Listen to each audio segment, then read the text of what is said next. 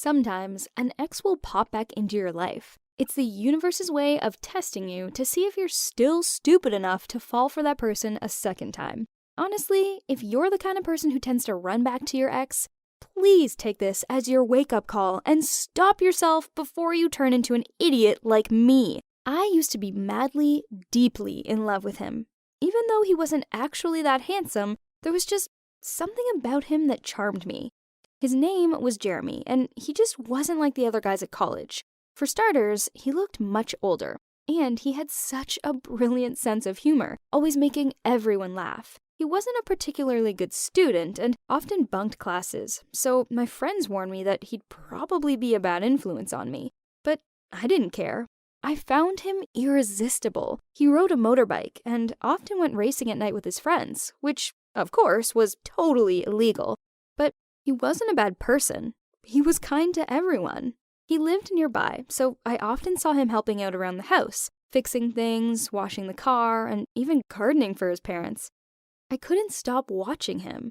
He just looked so strong and masculine. But I should stop. I need to put those magical memories when we started dating behind me. You see, he started to change, and not in a good way. A whole crew of new bikers moved to our town, and that's when the trouble started. These new guys weren't like Jeremy and his friends. They were rebels and liked to live on the edge. Suddenly, Jeremy turned his back on his friends and became a part of this new biking crew. One time, he took me to meet them, and I couldn't believe it. On the way there, he was teasing people on the street, even old people, and I didn't recognize him at all.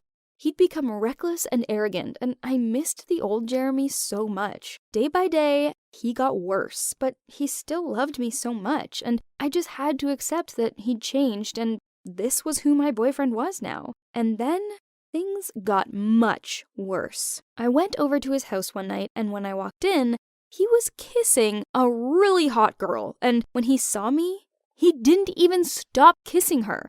It was like he didn't even think he was doing anything wrong. But suddenly, the girl pushed him away and said to me if I ever told anyone about this, I'd pay for it with my life.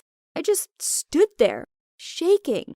It was unbelievable. She was the girlfriend of one of the bikers. I ran out of there after breaking up with him, feeling completely heartbroken. But for the next few months, I couldn't stop thinking about him. I was obsessed, even after what he'd done. Sometimes he'd call me and wait downstairs, and it was like torture. All I wanted to do was run to him and give him the biggest hug. I knew he didn't love that other girl. I was the one he loved. Maybe some of you can understand this. Even though it still hurt, I couldn't ignore him. He said he couldn't live without me, and in a moment of weakness, I agreed to get back together with him. But on one condition, that he left the gang of bikers once and for all. He agreed. And so we became a couple again. Our happiness didn't last for long, though. Because he'd betrayed me once before, I constantly felt insecure and unsettled. Little things quickly turned into big fights between us, and it became so hard. When we'd first fallen in love, he was so sweet and gentle, but now he was angry all the time and often smashed things in his room and would walk out and leave me. One time, we had a huge fight because I heard he was still hanging out with one of those bad guys. He got so mad at me and told me he'd walk out and never return. I couldn't bear it. Our relationship was a disaster, and I didn't have the energy to try and save it anymore. It felt like I was the only one trying to make things better. Meanwhile, he was just selfish, impatient, and didn't give a damn about my feelings. Eventually, I couldn't take it anymore. I broke up with him again. And you know what? He didn't even say anything. He was just silent. Later that evening, I received a call from the hospital saying he'd had an accident. I immediately rushed over there to find that he'd been badly injured while out racing. His motorbike was completely destroyed, and he damaged his shoulder and left leg after jumping off the bike when he realized he was about to crash. I sat there next to him, crying. I couldn't stand this. I left as soon as his parents turned up. He kept calling my name, but I didn't turn around. I didn't want to look at him in that moment. After he recovered, he came to find me. He was basically begging for my forgiveness on the doorstep, and my parents felt so sorry for him. He even slept out there one night. I finally gave in and went out to see him. He told me he'd lost everything, but would do anything to get me back. He promised me he would never cheat on me again, or go back to the biking crew, or even race again. He said he wanted to go back to the good old days. And then he took me in his arms and said we'd have an amazing future together. But a few weeks later, when I was coming out of class, there was a motorbike parked in front of the campus. I recognized the guy straight away. It was one of those rebel bikers. He told me to hop on the back and come with him quickly because Jeremy needed my help. I was freaking out, and when we pulled up at an abandoned house, I started to panic even more. I ran inside, and Jeremy was tied to a chair. Suddenly, the guy who'd brought me here grabbed me and started kissing me in front of Jeremy. I tried to push him away, but he was too strong, and Jeremy was screaming for him to stop. The guy turned to Jeremy and said if he ever dared to go near his girlfriend again, then I wouldn't be alone. Oh my God. I felt like such a fool. This whole time, he'd continually been cheating on me with that girl. I didn't want to see him ever again. The crazy thing is, he wouldn't leave me alone. He kept begging me to get back with him. I don't understand. If a person truly loves and appreciates you, he won't cheat on you, break his promises, or make you suffer. So clearly, Jeremy did not love me, or he wouldn't have treated me so terribly. I finally made up my mind that I'd never go back to him again, and it's the best decision I've ever made. This is going to sound pretty weird. So, I'm 16 years old, but I just celebrated my 4th birthday. Yep, that's right. I was born on the 29th of Feb, so I'm a leap year baby, which means I only get to celebrate my birthday every 4 years. Now, let me tell you, I have huge expectations when my birthday rolls around, and I always get so excited for it. However, my recent 4th birthday was a complete and utter disaster. My dad is probably the strictest father on the planet. You see, my mom passed away when I was just a little kid, so since then, it has been a nightmare. He has controlled every part of my life, and he says it's just to protect me. But give me a break. He's like a tyrant. Wherever I went, he'd be right there next to me. So I was stuck with my dad. Can you believe the only game he let me play was chess? I'd rather have watched paint dry. It's true, he's a bit of a freak, but don't get me wrong, he loves me so much. He'd stay up all night long practicing my favorite dishes in the kitchen. I used to hide behind the door watching him, trying not to laugh at how clumsy he was. But hey, I guess he was trying, right? There's one thing, though, that continued to bother me. I didn't have my own room. On my 3rd birthday, when I turned 12, I told my dad I was a grown-up girl and needed my own space. He was so shocked and just stared at me. Then, suddenly, he started sobbing and said he wouldn't be able to stand the loneliness. I told him a new chess set would be okay then, and I've never seen him look so happy. Oh man! But in the run-up to my 4th birthday, I decided there was no way I could keep sharing a room with him. He said he didn't want to feel lonely. Well then, I just have to find him a woman. The first woman I approached was our neighbor. I'd noticed her checking my dad out before, especially when he wore a tight vest to wash the car or water the plants in the garden. She always just happened to be nearby in those moments. And okay, she wasn't the most attractive woman. She was a bit old and weird looking, but she'd do anything to give me my own room. One day I went over to her house and asked if she had any eggs I could have. Then I asked her if she wanted to come over for dinner. I thought love would be in the air, but it didn't quite turn out like that. My dad barely even glanced at her. The whole night he just spoke to me, and when she accidentally dropped her fork on my leg, my dad leapt up and started shouting at her. He was furious. Obviously, she stormed out, and we haven't seen her since. Yep, it was a complete fail. Time for round 2. This time, I approached my friend's mom. She's single, and I thought it'd be pretty cool if I could live in the same house as my friend. I spoke to my friend about it, and we arranged for the four of us to go to the amusement park together. My dad, being a grumpy old strict guy, he didn't let me go on any of the rides. He said it was too dangerous, and he kept clinging onto my hand. There was a clown on stilts, and we stopped to take a photo with him. The clown thought it'd be funny to pretend to fall off the stilts, but of course, my dad freaked out, threw his ice cream into the air, and grabbed me, holding onto me tightly. By the time my dad realized the clown was just joking, it was too late. The ice cream had landed smack bang on my friend's mom's head. Second fail! When I was 15, I moved up to high school. As soon as I enrolled, I noticed how sweet my math teacher was. Perfect, I thought. My dad, of course, came to the school and asked her to make sure I was safe, and that I didn't get into any dangerous situations like going to picnics or taking part in sports. How embarrassing! But for some reason, she was interested in my dad. Whenever my dad came to pick me up, I'd notice her peeking out the window, looking at him, and if he ever came to speak to her, her face would go bright red. What was happening? Suddenly, someone was interested in my dad, but it was like he was blind. He didn't even notice. I realized I'd have to do something drastic to bring them together. One day, I told her that I had unbearable stomach aches and that I needed to get to the hospital quickly, and could she call my dad? None of the doctors could figure out what was wrong, and both my dad and my teacher sat there with me late into the night. Eventually, I asked my dad to drive her home, and ever since then, my dad has been acting differently. He's always smiling and looking at his phone, and suddenly I'm free to do whatever I want to do.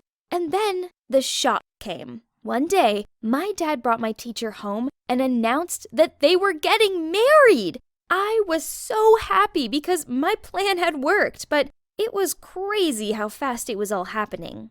After the wedding, she moved in with us, and as expected, I was able to move into my own room. Before my 16th birthday, I didn't even have to use up my 4th birthday gift.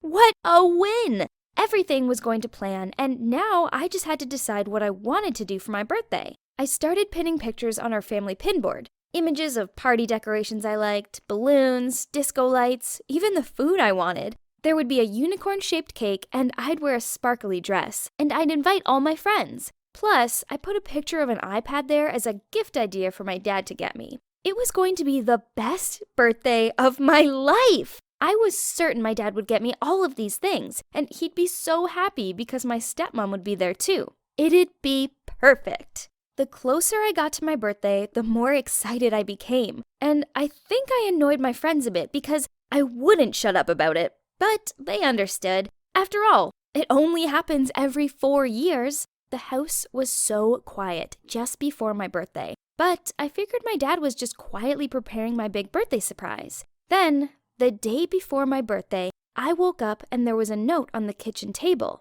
It was from my dad, and he said they'd gone traveling for a few days and wished me a happy birthday.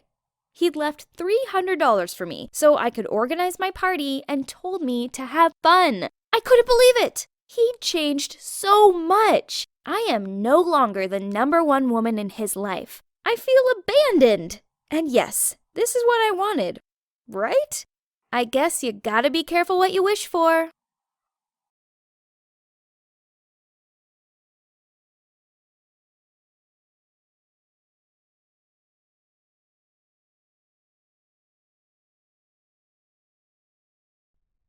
Why do we have to study logarithms? Will they help us with stockbroking?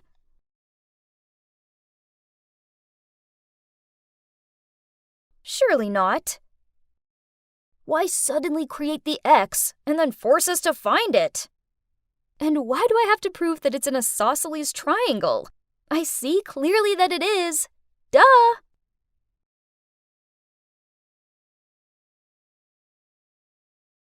Then I received the note back saying, "What are you two talking about?" I just figured that another kid had intercepted it. So with my eyes still glued to my level 3692 of Candy Crush, I scrawled back, "Keep your nose out of my business," and then handed the paper over without looking. Ahem. But your business is taking place in my class. I slowly looked up and saw that it was my teacher. Oh, dang. Busted again. Looking over, I saw Brett with his big guilty face. Ugh, he should have been more careful. Okay, you. And you. Out. You're probably wondering how I'm such a pro at this pose. Well, it's because I've done it 1,000 times. And that serious woman over there is Mrs. Megan, my math teacher. I swear, she totally has it in for me. Okay, let me tell you the story. Once upon a time, there was a girl who, due to an unexpected accident with a trash can and an ill-placed skateboard, ended up arriving a teensy bit late for her exam. But the teacher refused to let her in, and also failed her. Grrr. Yeah, that girl was me, Lexi. Thus, from that moment forth, she became my arch enemy. So, during her boring lecture, I threw a paper plane at the board and said, "Miss, you've spelled arithmetic wrong. I suppose spelling is a bit hard for a numbers person like you. It's okay." Clearly my comment got to her, as during that same class, she picked on me to graph a function. Easy peasy. So I created a masterpiece that made her eyes roll, and the whole class found it hilarious.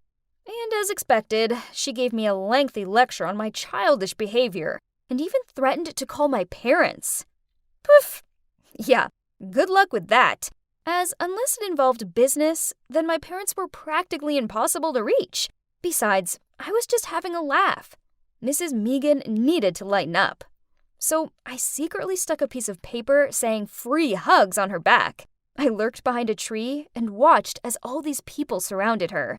She looked so bewildered as she tried to navigate past them while having no idea what was going on. The good old days. Suddenly, Brett patted my shoulder and told me 30 minutes had passed and we needed to go back to class. My butt hadn't even touched my chair when I heard a patronizing voice say, "You shouldn't act like that." Ugh, that's Faye, the teacher's pet and a real pick-me girl. Every time the teacher asks a question, she wriggles her arm in the air and squeaks out, "Me! Me! Mrs. Megan only likes her because she always laughs at her boring jokes. Oh well, I may have no proof, but in my experience, Faye's definitely not as innocent as she looks. Don't say I'm jealous, 'cause I'm 100% not. You probably think I hate school, but it's still way better than my so-called home. Ugh. At least school could be amusing, while my home life consisted of Mom and Dad locked away in their office 24/7. I can't remember the last time either of them cooked dinner. So takeaway it is. So I'm texting Ben, my super sexy BF. He's been studying in France, and he's back today. I've missed him so much, but unfortunately, I couldn't pick him up from the airport because of, school. And tonight, he has a family party, but we're meeting up tomorrow. Yay! Let me see your face, sweetie. I miss you. You know what? Today, that teacher gave me detention again. Really? She messed with the wrong one, didn't she? Definitely. I will retaliate tomorrow. She'd better watch out. Okay, but don't end up in after-school detention, as I want to see you. My mom's also a teacher, but she's not that much. Oh, by the way, she's here. You want to say hello? Yeah, sure. Ben, it gets on my nerves whenever I think of that meek. Before I had a chance to finish my words, a person popped up on the screen. Mrs. Megan! Lexi? OMG! We both gave each other stunned, open-mouthed stares. It looked like the screen had frozen. Literally.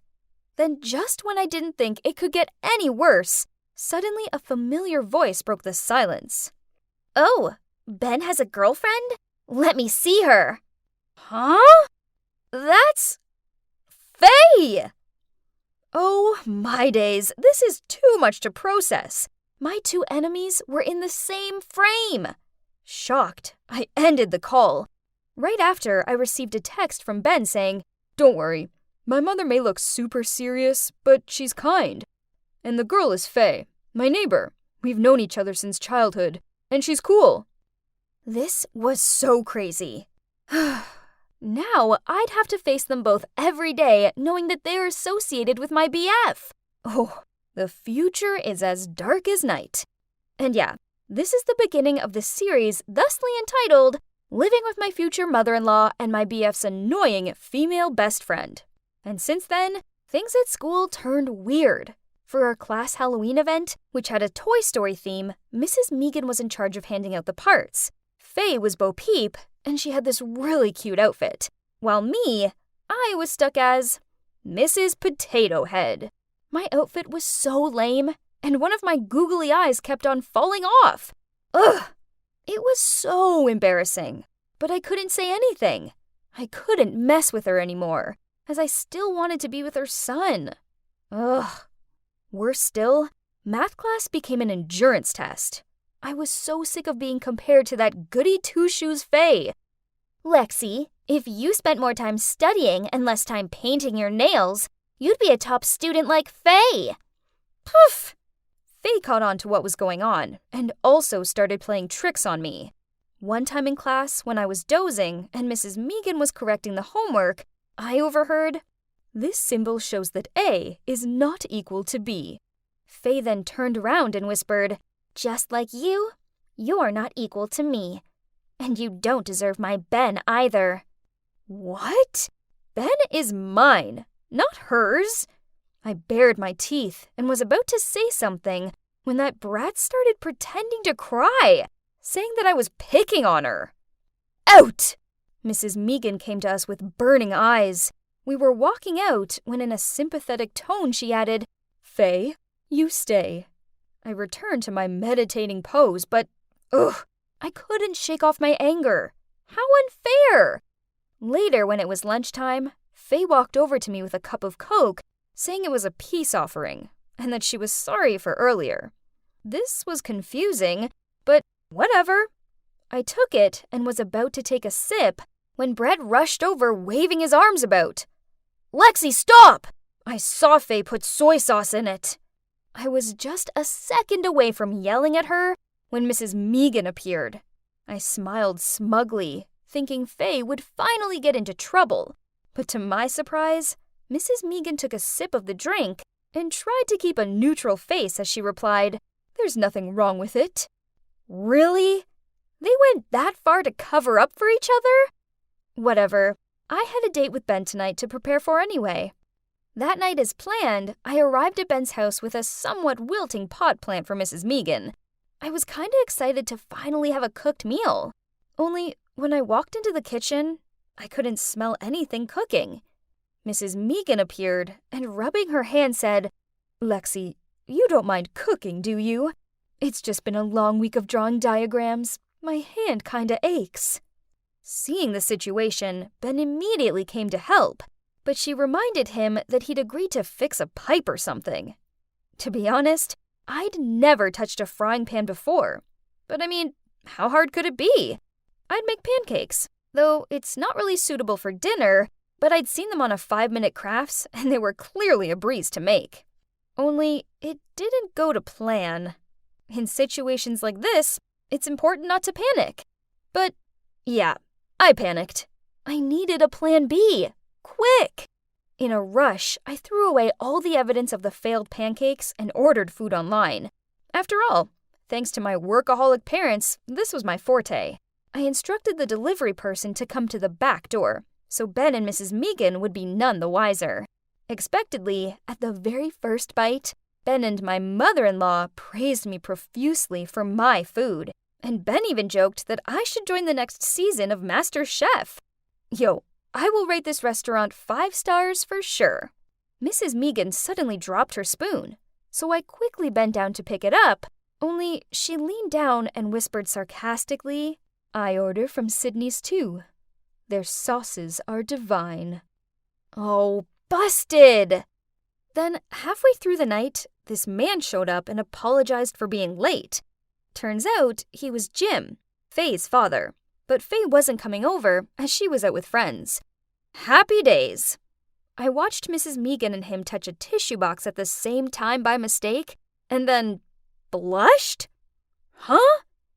Oh, I get it. She liked him.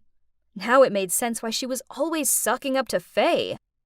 Have you thought about remarrying? I asked Jim innocently. To the waiting eyes of me, as well as Mrs. Megan, he hesitantly answered, I don't think Faye would like that. Mrs. Megan glumly stared down at the floor. Okay, so I actually felt kinda sorry for her. Besides, matchmaking has always been my hobby, so I decided to help her. I knew that Faye was at a party on Saturday night, so I decided this was the perfect opportunity to play Cupid. I told Mrs. Megan that Jim had something to tell her, so meet him at the Golden Reef restaurant at 7 p.m. Then I told Jim the same. I stood behind a column and watched them share their starter, and then give each other gooey-eyed glances.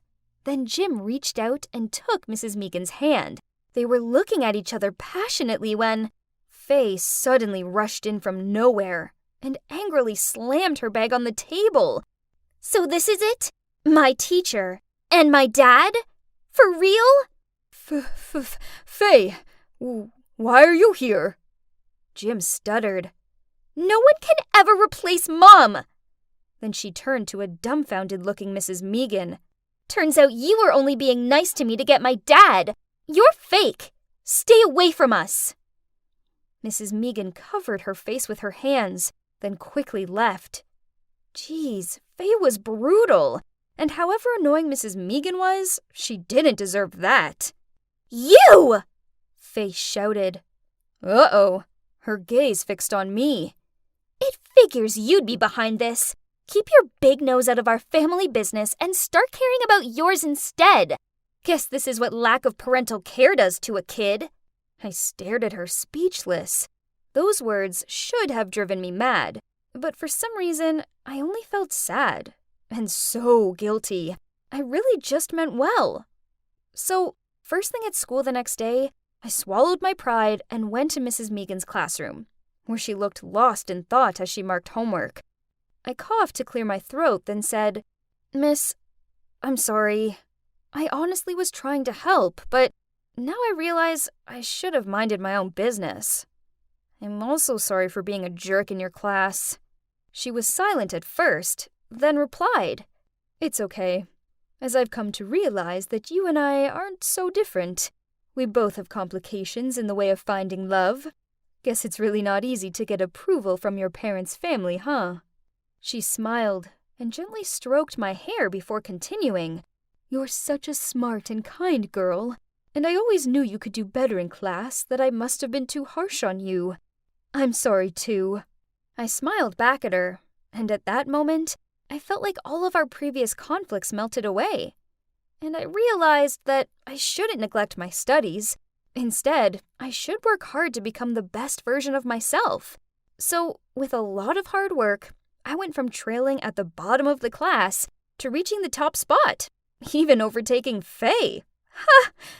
Speaking of Faye, she was still ignoring both me and Mrs. Megan, and never put her hand up in class anymore.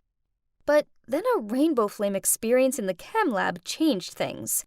Everyone ran out of there when the curtain caught on fire, except for a terrified Faye. Luckily, Mrs. Megan rushed inside to rescue her just in time, and covered her with a jacket as she led her to safety. After that, Faye realized that Mrs. Megan is a good person who cares about both her and Jim. So, through blurry eyes, Faye sobbed out, Thank you so much, and sorry, I was too childish. Please forgive me. A few months later. So, yeah, you see, my wing woman plan worked.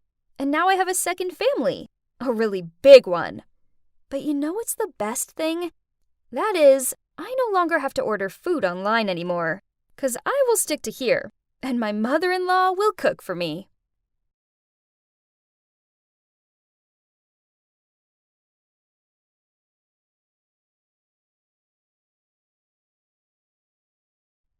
I'd just finished my shift and was walking out of the coffee shop to head home when I suddenly heard a voice say, Hi, are you Catherine Mill?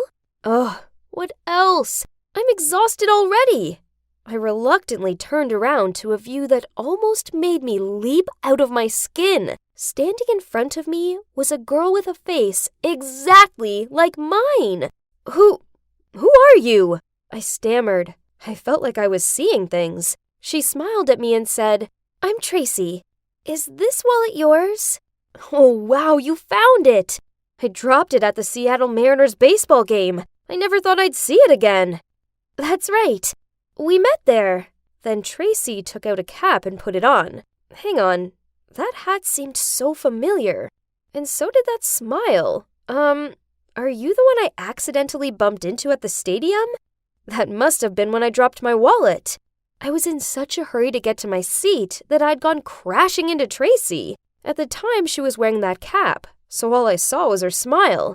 But now seeing her standing here, it was like looking in the mirror. I kept staring at her as she said, Yep, that was me. In fact, I came to find you not just to return your wallet, but because I need a favor. Can we chat for a sec? Sure. Let's go back inside the cafe. What favor could she possibly want? Well, I was about to find out. Catherine, I'm just going to say it outright. We have something in common, don't we? I hesitated to speak up, but I knew exactly what she was talking about. She then continued. I mean, look at us. You're basically my doppelganger, which brings me to this favor to ask for. Kathy, I was hoping you'd impersonate me. I'll pay you, of course. I'll pay you a lot. Before I could even reply, Tracy handed me an envelope and showed me a photo of some very posh-looking people. This is my family, she said. Wait, what? Turns out they were royals, or something close to. Her grandfather had been an earl in the UK, and then they'd moved over here to Washington. They're what you'd call an aristocratic family. So, yep, mega wealthy. Must be nice, I thought. However, it was suffocating Tracy, and that all of the duties that came with being from a family of nobility drove her crazy. Plus, one other little problem. She was in love with a guy that her family definitely wouldn't approve of, because he came from a normal family. Her parents had arranged for her to marry the son of one of the country's richest CEOs. And so that's what led us to now. She wanted to hire me to pretend to be her, so that she could be with her lover boy without troubles. I was stunned. What if someone finds out? I muttered, and shoved the envelope back into her hands, saying that it was too much money. But Tracy just laughed. Oh, this is just the initial payment. You'll receive so much more. Please, I'm begging you. Think about it. Then she looked at me with proper sadness in her eyes. I really did feel sorry for her, but I needed some time. And it would be better to get my mom's opinion on this first. Ever since I'd been a little girl, I'd always talked things through with her. She was the only family I had, and the only one I could trust and rely on. Mom would know what to do. When I got home, I found my mom waiting for me at the table. We ate dinner together in silence, as I could barely focus. She knew something was up right away. Honey, what happened at work? I hesitated, then handed her the photo of Tracy's family. My mom, as you can guess, was shocked to see how much Tracy looked like me, and so I told her what had gone down earlier. I explained that she offered me a ton of money to impersonate her, but that it felt risky. I'd assumed my mom would be dead set against it, but what she said surprised me. That poor girl. Indeed, how people always say it's not as fun as it looks being too wealthy. But hey, a bit of extra money in your pocket couldn't hurt. I mean, you could use it to pay for your vocal training. And at the same time, you'd help Tracy, so that she can be with her true love. Yeah, becoming a singer had been a lifelong dream of mine. But because of money struggles, I'd had to put that aside. Mom's right. This was my chance. I had to take it. So I called Tracy to seal the deal. She was over the moon about it, and we arranged to meet the next day to start preparing. I thought I'd just have to learn all of her favorite things and maybe borrow some of her clothes so that I didn't get caught out. But no, there was a whole lot more to it than that. For starters, I had to take etiquette classes. Can you even believe? That first day, I had lessons on how to walk properly. They legitimately did put books on my head to improve my posture. And then came the elocution lessons to teach me how to speak more clearly. Seriously, was this Princess Diaries or what? But the best part, though, was her wardrobe. Wow, her outfits were to die for. Now that's what gave me the urge to dive into the royal life now. Everything was going well until we sat down to go through all of her likes and dislikes. Her dislikes were about a mile long. Oh man, Tracy was one fussy girl. I mean, who didn't like pizza? I basically lived off the stuff. Plus, she was vegan, gluten-free, and had a nut allergy. What did she even eat? But despite that, we got through the week. Every morning I had my etiquette classes, which now were easy peasy. I could totally pull it off as a high society girl. And then in the afternoons, I hung with Tracy and learned everything I could about her. By the end of the week, we got all things set and ready for the swap. So Tracy and I went out to celebrate. "Catherine, look at our faces," she said while squinting her eyes. I took a closer look at the phone screen and gotta admit, despite being pretty identical, there were still some differences between us. Sure, her cheekbones were more prominent and her nose was slightly upturned, but with a bit of makeup, I could fix that, right? Tracy wasn't convinced though. "Listen, I think you're going to need to get plastic surgery." Wait, I wasn't ready for any of that. But on second thought, I guess that would be all right, as it'd only make me prettier, which would totally help with my singing career. So I went under the knife. Not only my nose and cheekbones were fixed, but they also added a birthmark to my shoulder to match the one Tracy had. I looked like an Egyptian mummy with all my bandages on, coming out of the operating room. But when the day came to remove them, I was amazed. Just a little touch-up could make me look this incredible. I twirled around in front of the mirror in one of Tracy's glitzy dresses and just smiled. We were totally going to pull this off. Tracy was even more excited than me. She turned to me and said, "Ready for the family party?" Oh, wow. So my first mission had arrived already. I nervously looked at Tracy, and she just giggled and said, "Oh, don't be nervous. It's just my cousin's baby's first birthday party. No big deal. Although Thomas's whole family will be there. That's the family I'm meant to marry into." Okay, now I was even more worried. Tracy told me to simply do what I learned in the classes. As for Thomas, she instructed me to just ignore him, as that's what she usually did. He was used to the cold shoulder. Well, the moment I arrived at the party, I was already so overwhelmed. I couldn't believe my eyes. Her cousin's house was basically a palace with butlers and a grand staircase as you entered, just like in the movies. I almost had to pinch myself that I was even there. As I walked in, one of the butlers asked me to follow him through to the banquet hall. A banquet hall? How insane! There were crystal chandeliers hanging from every part of the ceiling, and the room looked like it was literally made from gold. I noticed Tracy's dad standing in the middle of the room with a young couple and a baby. That would be Tracy's cousin, and the baby was obviously the reason this insane party had been thrown. I took a deep breath, gathered myself, and walked towards them in the way my etiquette teacher had taught me. I greeted them casually, and it seemed no one sensed anything weird. Not even Tracy's dad. However, I was still afraid someone would realize. So I grabbed a glass of wine and went to stand in the corner just to be safe. While I was fiddling with the glass and trying not to make eye contact with anyone, a guy came up to me and clinked my glass. Oh boy! The coolest, most handsome guy ever was standing there grinning at me. I smiled back at him politely, trying not to blush, and then I realized, wasn't he Thomas and Tracy, the happy couple? Suddenly, I heard Tracy's dad from a few feet away, speaking towards us. "You two look exquisite together. Be good to him now, Tracy, won't you?" Yep, it's Thomas, the fiancé that Tracy doesn't like at all. Okay, so I need to act cold towards him, Otherwise, I'll ruin everything for Tracy. But heck, he was just so good looking. I quickly walked away towards the dessert table and started stuffing my face with some almond cookies, anything to distract myself from Thomas.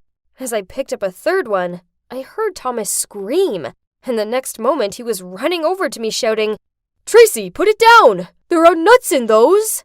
I dropped the cookie in shock. Right. I was supposed to be allergic to these delicious snacks. Totally forgot that. Gosh, I turned around to see all eyes were on me. This was a disaster. I was like a deer in the headlights. Didn't know what else to do. I pretended to faint. Thomas immediately carried me somewhere while others called the family doctor.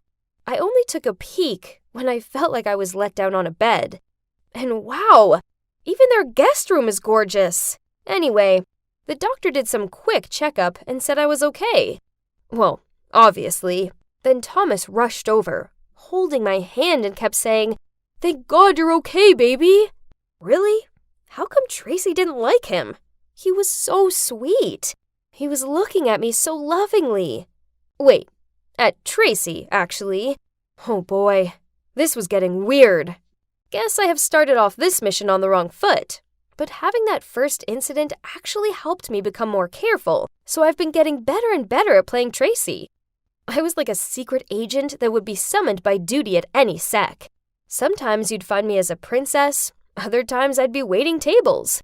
My life was getting busier, but much more fun in some senses. Then one day, Tracy suddenly appeared at my door, looking all loved up. How strange it was. Usually she only contacted me over the phone. Then she said, "Kathy, I have a big mission for you." As she sat down, she put a bulging envelope on the table and said, "Kathy, sweetie, I need a big favor this time. So, here's the thing. Me and Arnold are going to Asia for a month, and, I was wondering if you could maybe move into my house and cover for me?" I was shocked. A month? That's quite a long time. I mean, surely I'll get caught. Oh, I'm not sure, Tracy. I tried to avoid her eye contact, but she kept begging and looking like she was about to cry. Oh, God. What should I do? Guys, please give me some advice. And stay tuned. I'll be back with part 2 to tell you how things go down. Why do I have uneasy feelings about all this? Lisa! Lisa! Wait up! I slowed down, then turned around and smiled at Emily as she hurried to catch up with me. Well, spit it out. What hot tea do you get this time? Lisa, you are not going to believe this. Eden likes you. I raised an eyebrow. Huh? You're kidding, right? No. She furiously shook her head.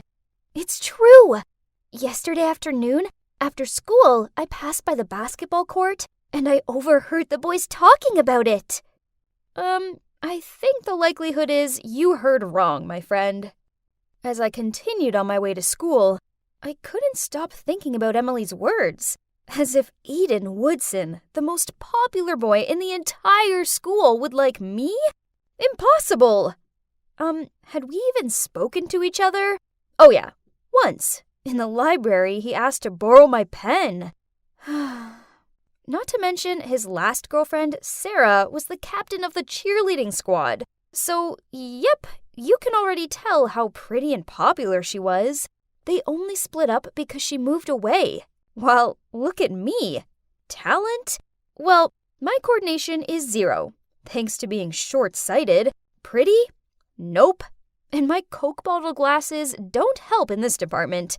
The only thing I was okay at was studying, which is why I was assigned the role of class president. Think fast. A cheerleader versus a class president? See? Figured. Throughout the day, Emily wouldn't quit insisting that what she'd heard was correct. Ugh. I know she meant well, but didn't she realize how humiliating this was for me? Even if she did hear Eden say that, he was probably just kidding around. Emily, please stop. I just want to take these tests in Mrs. Pierce's classroom, then go home. But Lisa! I gave her my best I'm being serious look, so she let out a defeated sigh, nodded, then walked away from me. Finally, peace at last. I dropped the tests off, then as I was walking back along the corridor, I saw Eden leaning against his locker as he talked to a boy on the basketball team. For some reason, curiosity got the best of me, so instead of walking past them, I found myself ducking behind the corner and eavesdropping on their conversation. So, what else are you still waiting for? Talk to her! I really want to, but I don't know. As if the most popular boy in school is dumbstruck by some girl. Who are they talking about? Could it be me? No way. Lisa, please wake up and stop being so delusional. Fact, boys like Eden would never lay an eye on girls like you.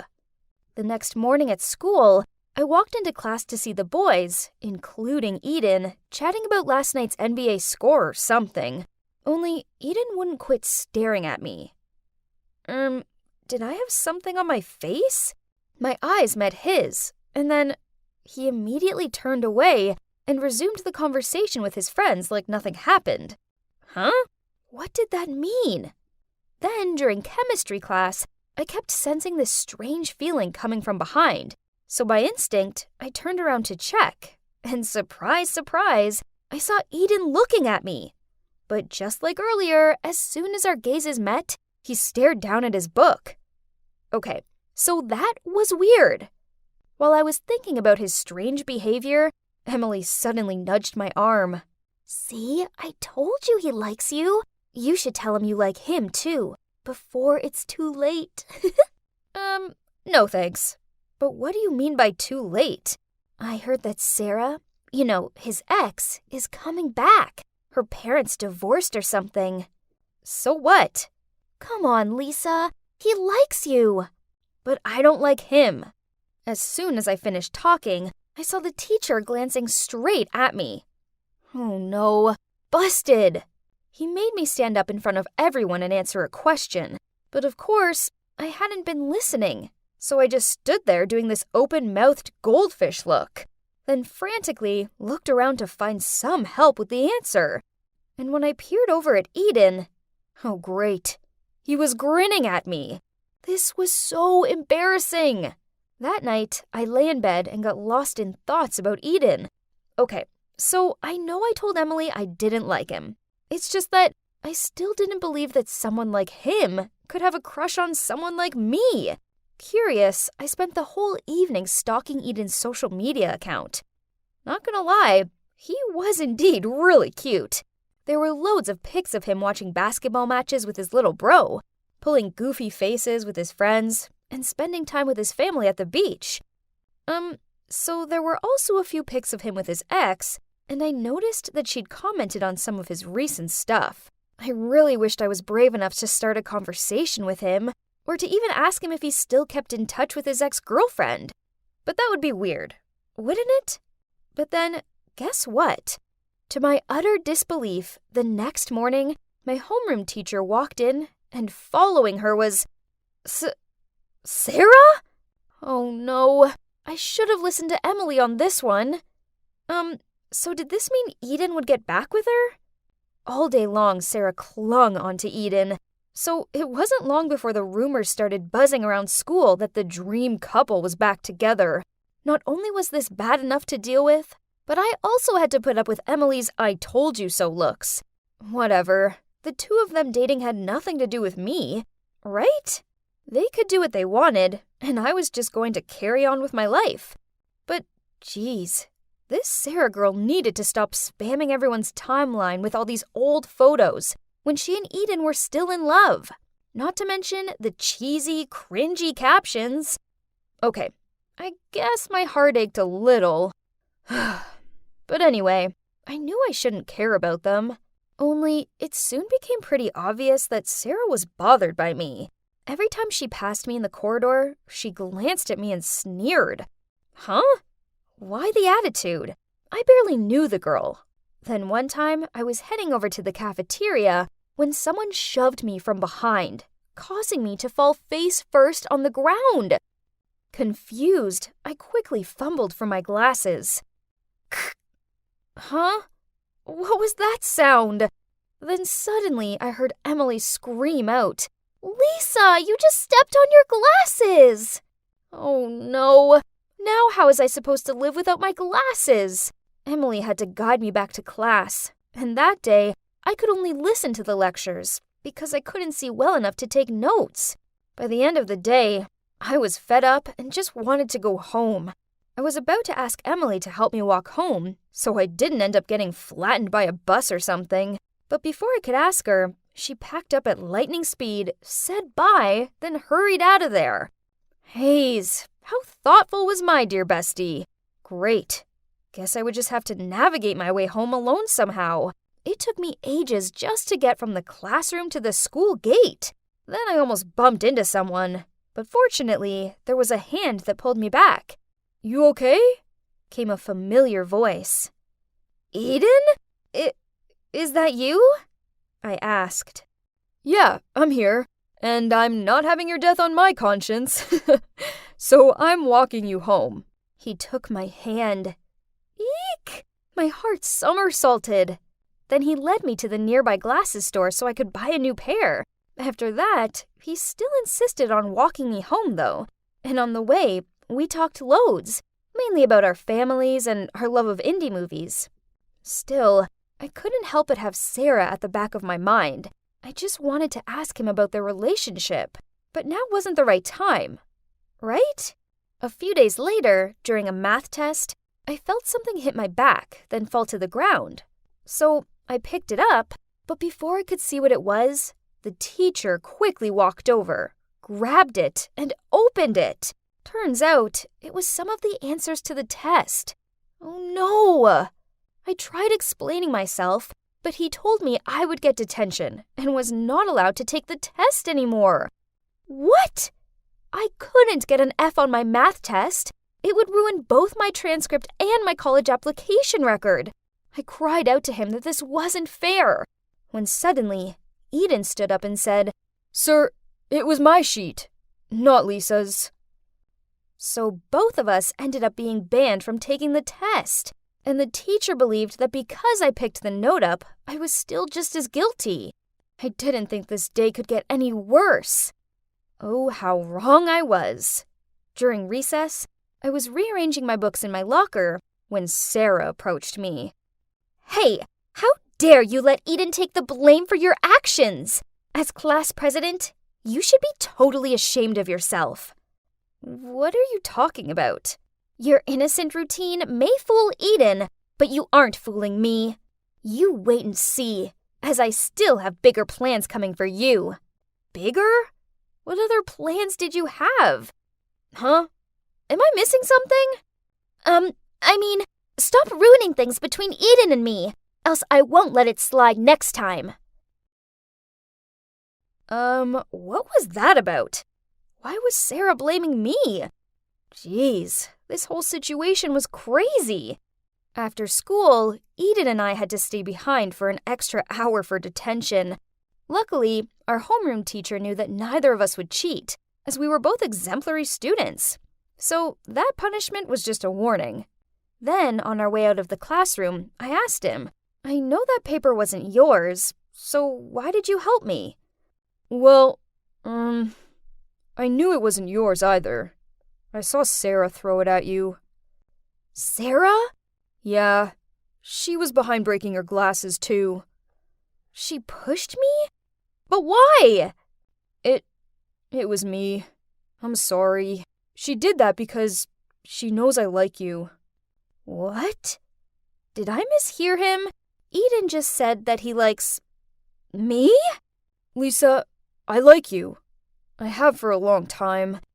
Do you want to go out with me sometime?" There was an awkward pause as I soaked up his words. He really likes me. Oh, wow. This was bonkers. I gave this huge smile. Then I nodded at him and spluttered out, "Yeah, I'd like that." So, after that, we started dating. But this didn't go too well with Sarah. One afternoon, I was walking across the schoolyard when Sarah appeared and shot me this dirty look, which I ignored. Suddenly, she pushed my shoulder, sneered, and then left. I quickly straightened myself up, then shouted after her, "Hey, Sarah! I never got a chance to thank you!" Sarah immediately turned around and gave me a puzzled look. You know, for getting Eden and me together. Sincerely, thank you, our matchmaker. Then I smiled and left. I'm pretty sure that she was still standing there at me with fiery eyes. But hey, she pranked me first, right? Oh well, karma. Anyway, I just want to let you all know that if you like someone, then don't put yourself down. Instead, be confident and brave enough to tell them how you feel. Because not everyone is lucky enough to have an expert matchmaker like Sarah around to help.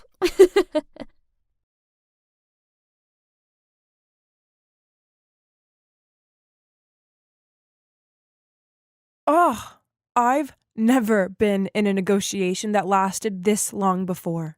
I've been here since 3, and it's now 8. Worse still, I hadn't even mentioned the funding yet. I've tried, but it was Dane's fault. He kept on interrupting me and going off topic. As I looked at Dane, who was currently reenacting a soccer game with condiments, I wondered how on earth was he a part of the student council. He might have been a senior, but he was an average grade student who didn't seem to excel at anything. He also exaggerated everything and mainly just messed around. I should never have agreed with Dane to arrange the meeting here. Not only had I wasted 5 hours of my life, but it looked like the funding was a no deal. I couldn't take any more of this. Remind me never to listen to Dane, ever again. I grabbed my bag and was about to stand up when Mr. Johnson turned to me. Ruth, I love your idea. Funding all of it would be a bit of a stretch, but I can go to 80%. And if it becomes a yearly thing, I'll be happy to continue sponsoring it. I stared at him open-mouthed. Did I hear him right? Mr. Johnson, the owner of the local music shop, was actually agreeing to provide a big chunk of the funding for our student talent show? By the way, I like this Dane guy. Today's been fun. Dane wooed, "Yes, it's a dealio," and enthusiastically shook Mr. Johnson's hand. Wait, I was supposed to be the one to close the deal. Never mind. We had the funding. This was amazing. We did it! Dane punched the air.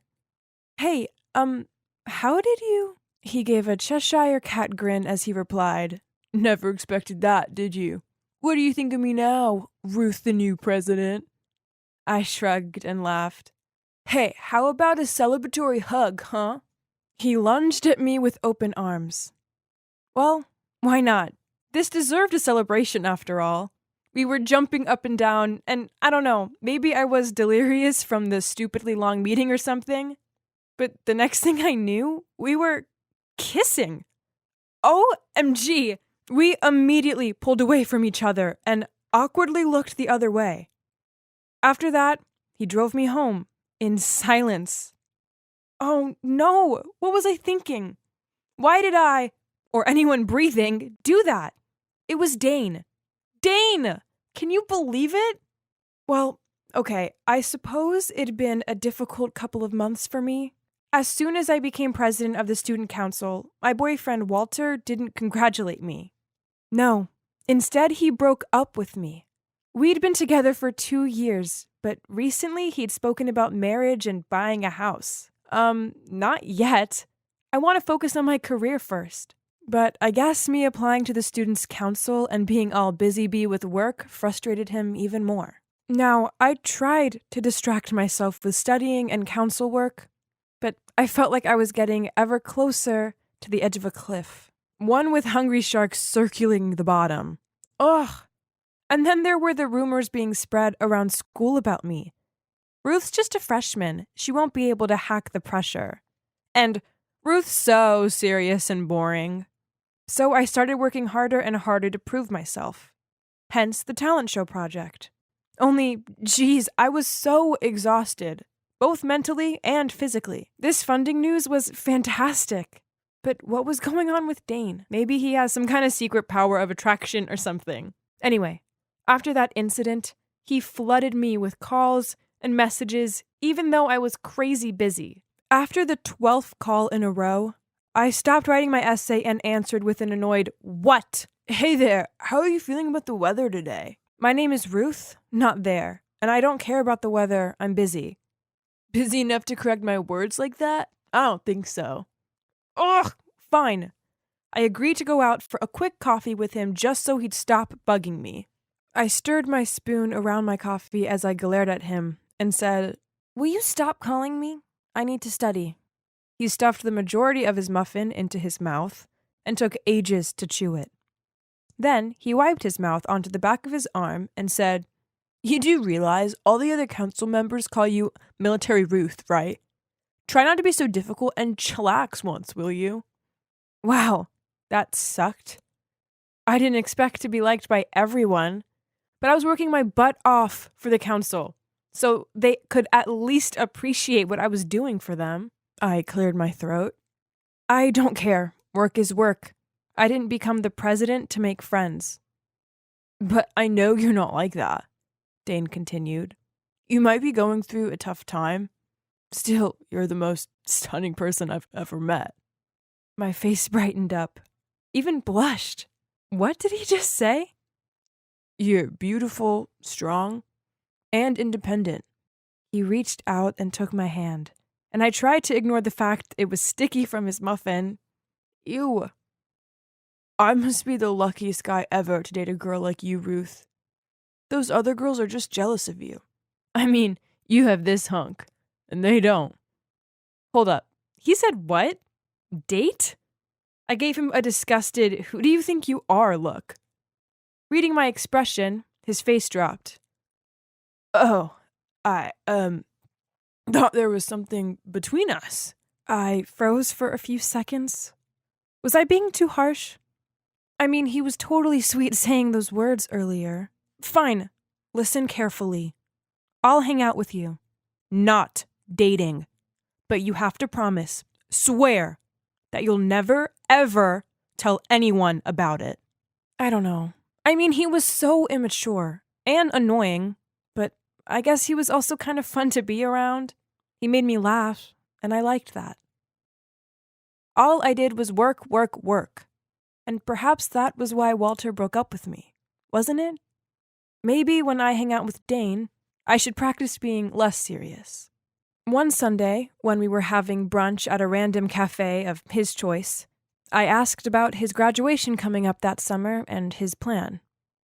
"Honestly, I haven't thought any further than finishing my freshman year," he said between chewing on his sandwich. "How about you?" he asked. "Well, I want to go to an Ivy League college for a master, of course, preferably Dartmouth, and study social science. Then I want to work for the government, but high up, you know, like a managing role, and really make an impact, you know?" Dane shrugged after I finished. "Yeah, nice plan," and kept digging in his food. I felt weird. Was I being unrealistic?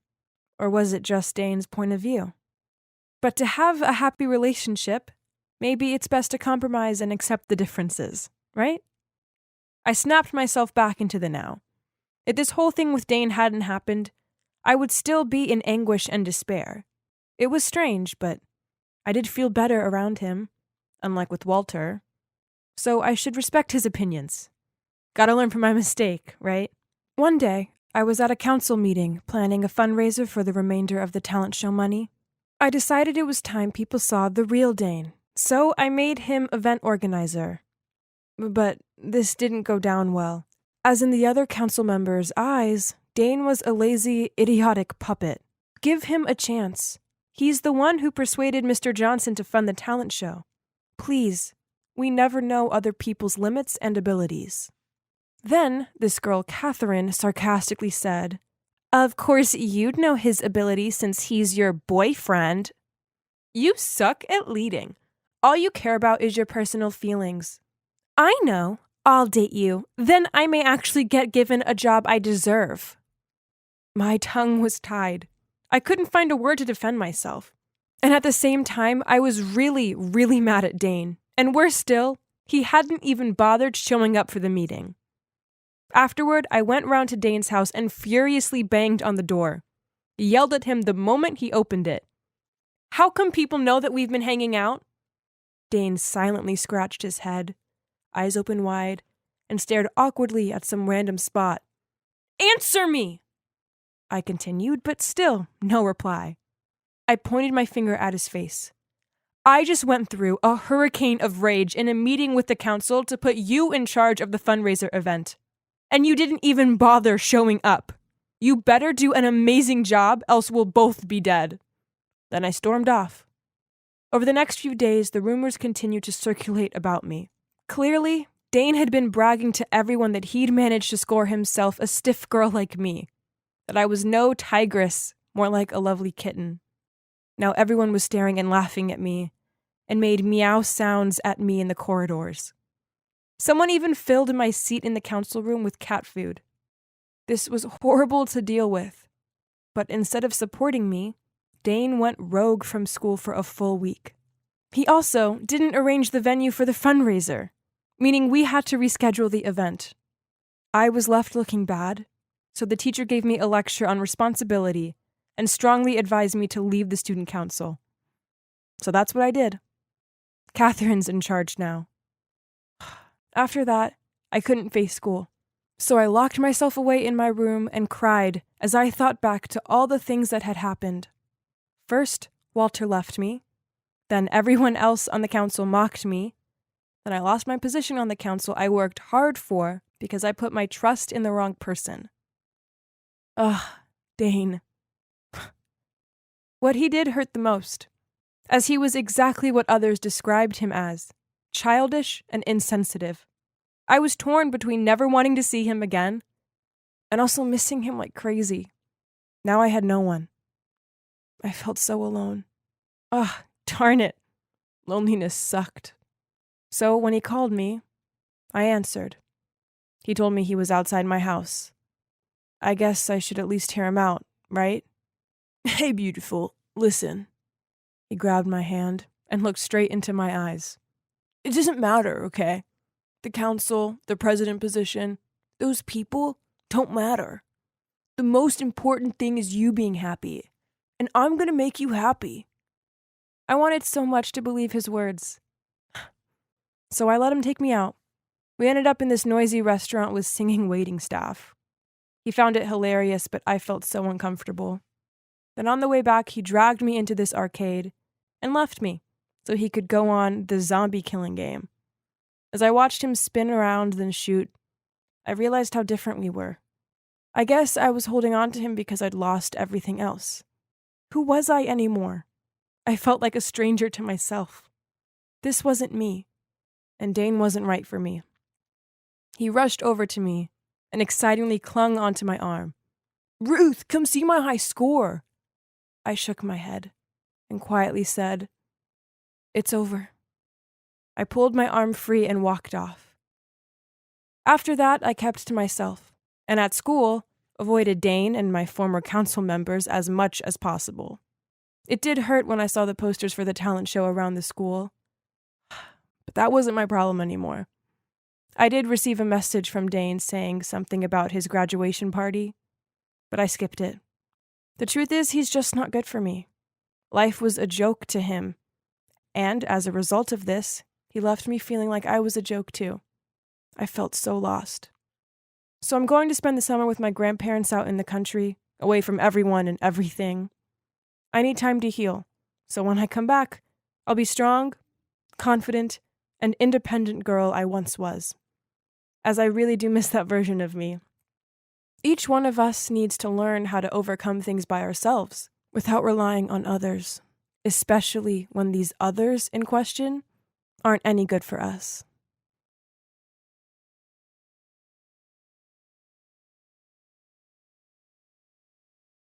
I want to meet Mr. Garcia. It's important, I told the receptionist. She looked at me confused and said, Sorry, but no one under that name works here. What? But he's the company director. The receptionist gave me this bewildered look, then firmly said, I'm sorry, but no one under that name works in this company. Maybe you've got the wrong building. Fine. If she wouldn't help me, then I'd find him myself. Miss, wait! You're not authorized to go there! Unfortunately, I didn't get very far before 2 guards raced over and pulled me away. As I tried struggling free, I yelled out, "This is ridiculous! I'm your director's girlfriend!" Suddenly, a smart-looking man appeared in front of me and calmly said, Madam, are you looking for Austin Garcia? "Yes." I nodded. The man sighed, then continued, Austin did work here, but I fired him months ago. I have no place for someone with such lazy, carefree attitude in my company. I stared at this man open-mouthed. Oh no. So he was the director, not Austin. So, my boyfriend had been lying to me from the start? When the guards led me out of the building, I saw people gawping at me, and I overheard one of them say, "Oh my God, another gullible girl got scammed?" This couldn't be happening to me. Austin was my super successful, rich and handsome boyfriend. There must have been some mistake. He couldn't possibly have scammed me. Could he? I was showing my housemate Sarah the amazing designer bag Austin bought me when he walked into the room and slouched onto the couch. Okay, so what was with his glum look? Babe, it's just that my company has this big project on. I invested $100,000 already, with a 5 times return expected by the end of the year. Wow, what a huge project. I felt so proud to have such a perfect boyfriend. But then he lowered his voice. Yeah, looks like I'm gonna have to bail on it. I widened my eyes and asked, "Why? What's up?" I need to contribute another $50,000 by the end of the week, but I'm still $10,000 short. I blurted out, "I can help." He shook his head. Babe, I can't expect you to do that. Besides, where would you find that amount of money from at such short notice? I'll borrow it from my friends or something. Don't you believe your girlfriend can do it? I winked at him. He kissed my forehead and then with a huge smile on his face, told me I was the best girlfriend ever. After I counted up my savings and student loan, I was still a few thousand short. So, I told a couple of my friends that my parents had been in an accident and I needed money urgently to pay for their hospital fees. I know lying was lame, but I'd pay them back soon, so what would it matter, right? But then a week after I'd given Austin the money, he showed up at my house looking completely bummed out. He told me he'd met an unexpected problem and now he needed another $15,000, else he'd lose everything. I wanted to help him, but I had no one left to borrow money from. I thought he'd be understanding, but instead he just said, "You can borrow money from a loan shark. Then in a month, we can pay it back." I gave him a confused look and asked him why he didn't get the loan himself. He stroked my hair and in a soothing voice said, "I would if I could, Hannah, but you're a student, so your interest rates will be much lower than mine." That made sense. Plus, we were going to be together forever anyway. So what did it matter who took the loan out? So that same day, I borrowed the rest of the money from a loan shark and handed it over to Austin. "Hannah!" A voice shouted, which startled me from my thoughts. "Hannah, give me back my money. I need it urgently." My friend Rachel glared at me. I felt so flustered as I blurted out, "Soon. A few days, I promise." She rolled her eyes at me. "Yeah, whatever. Poof! I thought you had a rich boyfriend, right? Why don't you ask him to help you out?" I forced a smile and repeatedly told her I'd pay her back soon. This was so embarrassing, and now my friend hated me. Ugh! It was all that jerk Austin's fault. The truth was that as soon as I handed him the money, well, he disappeared. His online accounts, number, everything. All gone.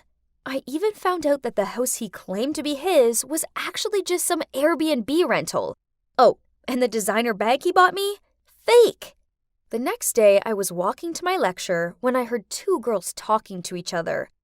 Hannah owes people loads of money, but won't pay it back. Isn't she always boasting about having a boyfriend? I lowered my head and hurried past them. This was so humiliating. I needed to figure out a way of finding that jerk Austin and making him give me my money back. Oh, who could that be? Maybe it was Austin with a perfectly reasonable explanation for everything. I ran to the door and opened it. Oh, it's just some strange girl. "Where is Austin? Tell him to come out here now!" she yelled.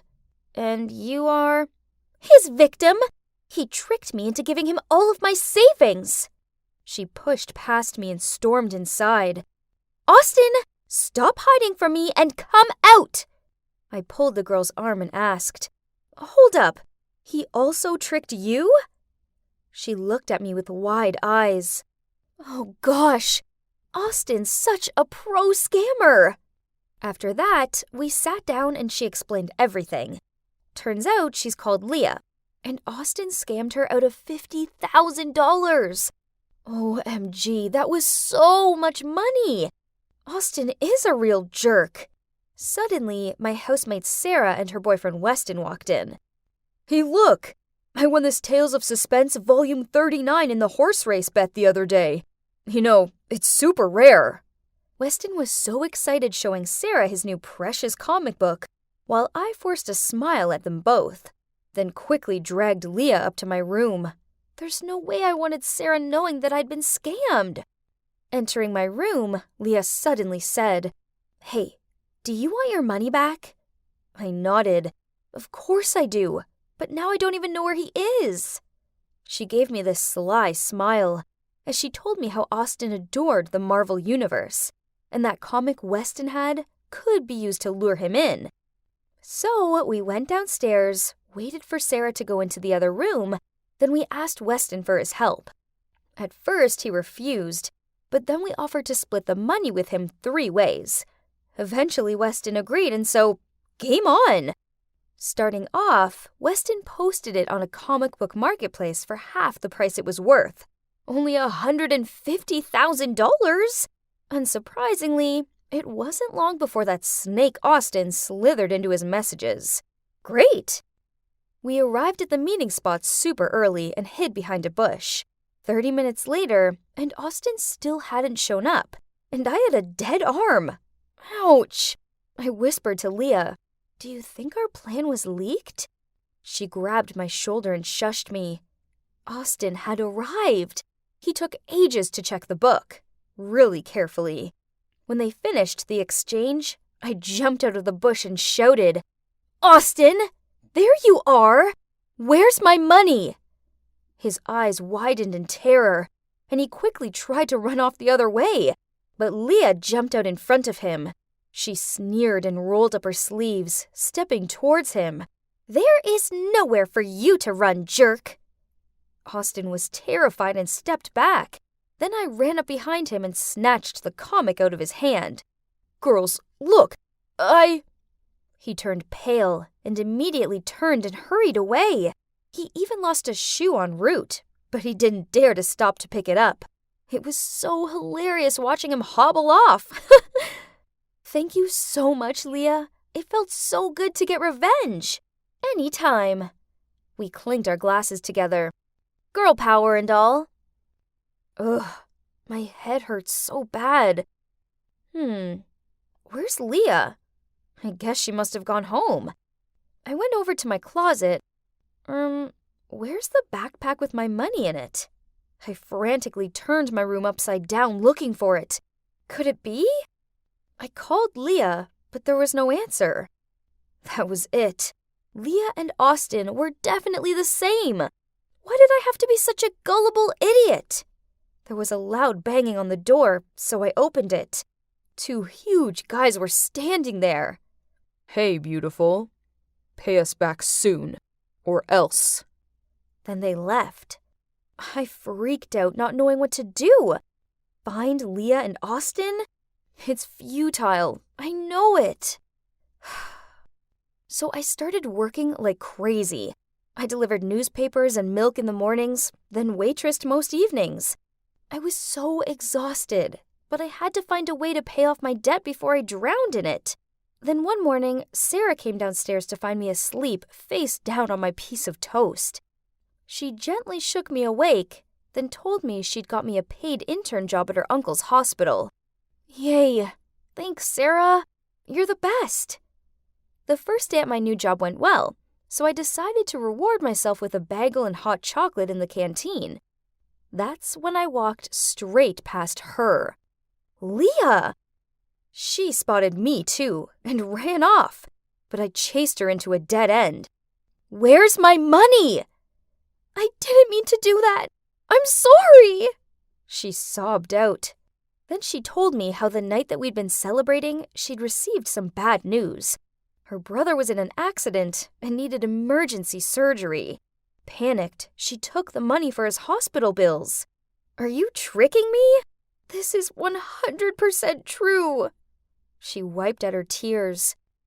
Maybe I felt a little bit sorry for her. But no, what she did wasn't cool. Besides, she could be lying to me.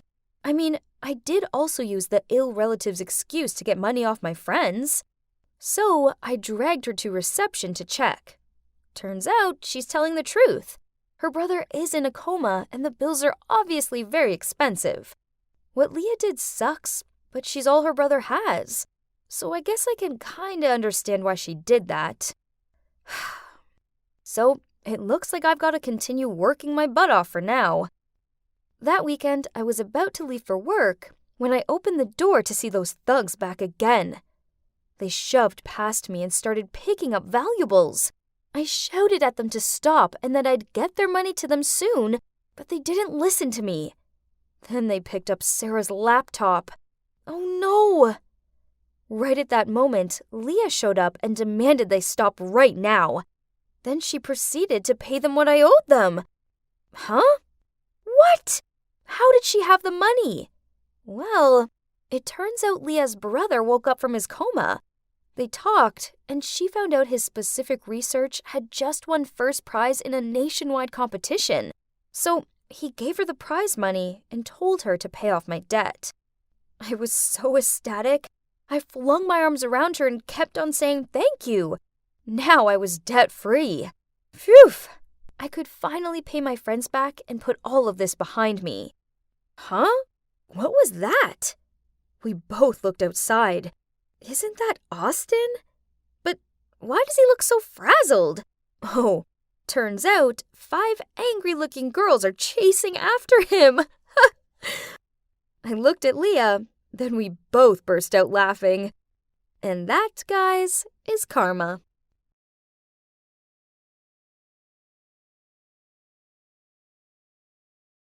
There he is, my favorite person on earth. He should be the first one to see this. Ivan!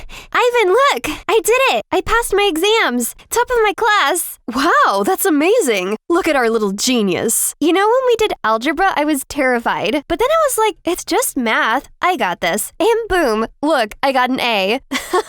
Of course you did. You are a genius. The best of all of us. Man, I am hungry. I will sweep this side so we can go home sooner. My sister is a genius, genius. You are literally the worst singer ever. After that, we hurried home and searched for something to fill up our growling stomachs. Uh-oh, looks like Mom left arepas in the fridge. You know I hate that. It's yucky. 1, never say food is yucky. A simple, I don't like it, works best. 2, I got a bonus at work today. Come on, I will buy you a chorizo burger. Eee! Chorizo burger? Wait, but you need to save your bonus for... Forget about that. Tonight we celebrate, mi amor. Yay! Hey everyone, my name is Mirabel, and I'm from Colombia. This is my amazing brother Ivan. Together, we're the greatest team ever. Our mom worked long hours as the mayor's clerk for barely enough money. And even though my brother helped with the money he made from menial jobs around the town, we never had enough. But Ivan was full of ideas to help us forget what we lacked.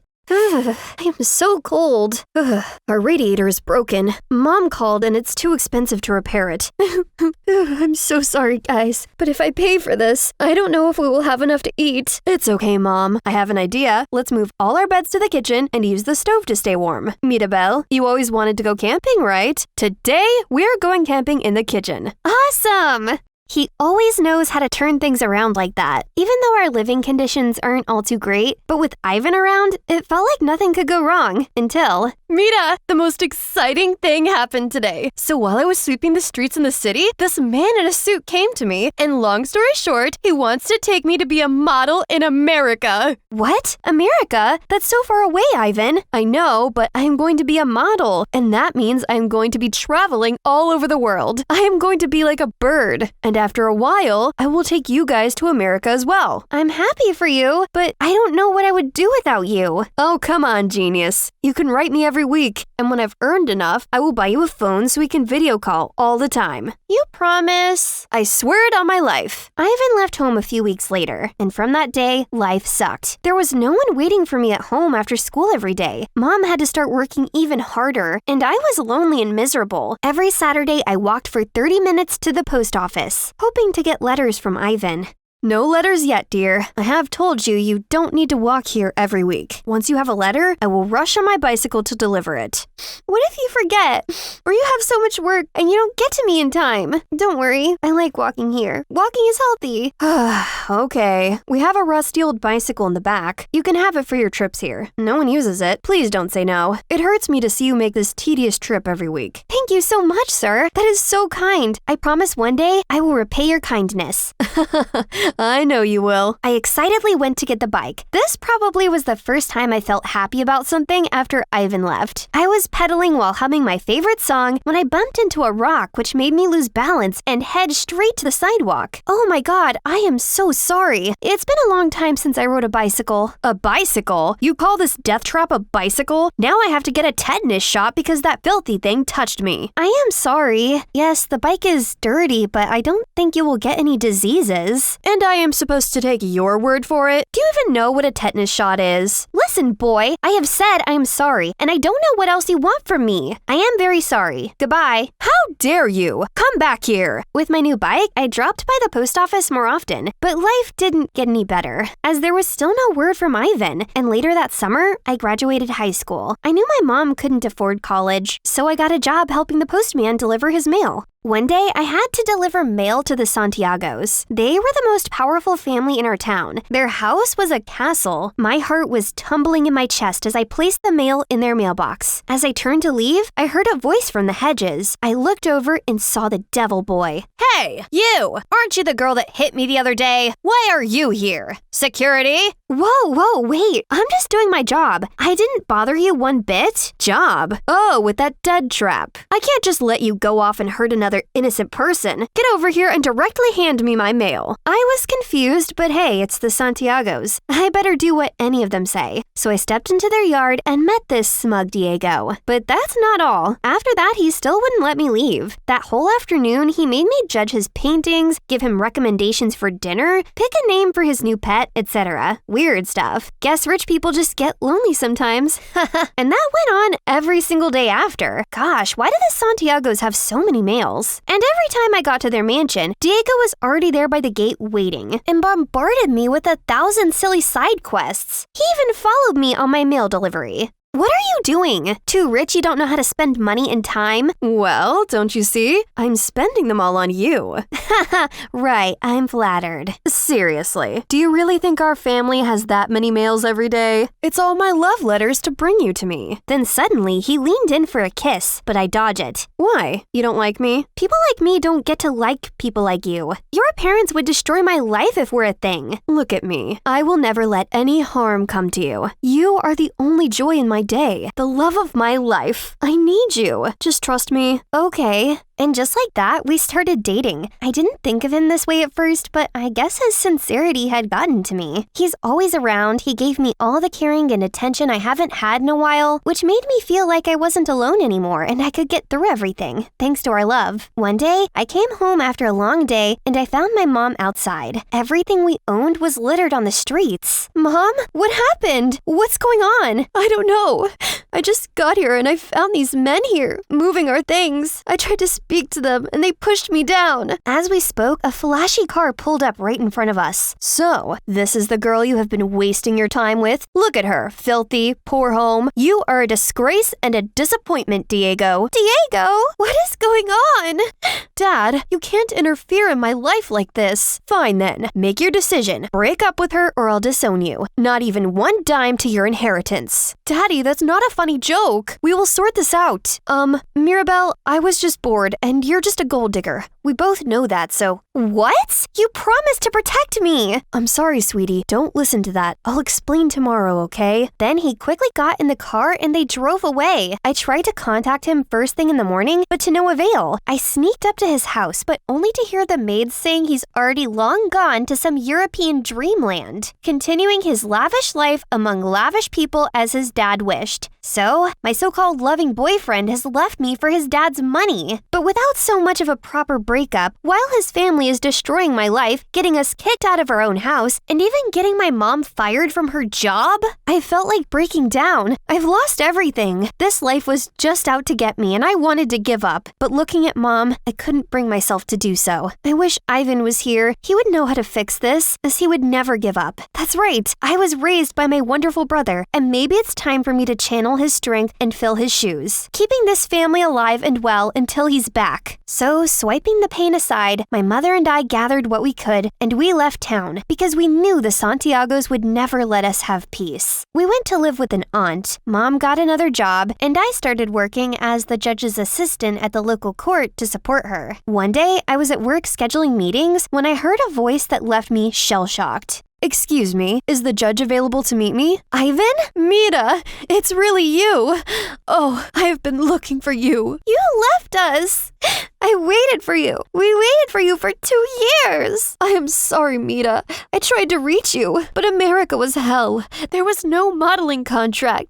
I got there, and I was worked like a horse. My boss prevented me from writing letters to you guys. When I could finally write home, I never got any response. I thought something had happened to you guys. So I came home 3 months ago, and I have been searching for you guys since. Mira, life has been hard for me, and I thought I lost you guys too. I am so sorry. You are home now. Ivan being back brought joy into our lives again, but he was very sad. He wasn't the Ivan I knew. All he did was sleep and being all depressed, and it broke my heart to see him that way.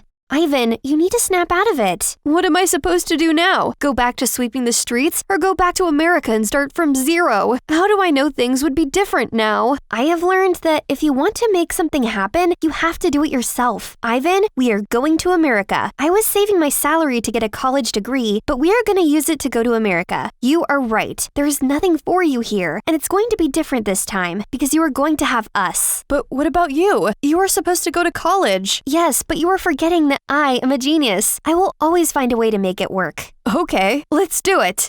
America was different. Ivan actually got a modeling gig this time, and in 6 months, we were comfortable enough that my mom didn't need to work long hours. Everything was looking up. I applied for a national scholarship, which I won, and I got to go to law school. I graduated top of my class, and I can never forget the joy on my mother's and brother's faces when I read my valedictorian speech on graduation day. Ma'am, there is a client insisting on seeing you. I can't take any more cases, and I have to go to court in an hour. He is insisting, Ma. Fine, send him in. Mira, is it really you? Oh my God, I saw on the TV that big case you won, and I knew I had to come see you. Diego? Hello, how can I help you? Wow, you are even more beautiful than I remember. Let me stop you there. I don't have time to reminisce on the worst times of my life. Be quick. What do you want? Mirabelle, you know I had to do what my dad wanted. He was going to disinherit me. I didn't want to hurt you. What do you want? Okay, my company, we are having an issue with taxes, and we need a good lawyer. Everyone is recommending you as the best in town. Please help me, for the old time's sake. Ha! Sake? I'd spit on that sake. You're delusional if you think I would ever help you. I hope your company burns. It's been nice chatting with you, but I have to head to court. My fiancé is waiting downstairs. Goodbye, Diego. I hope I never see you again.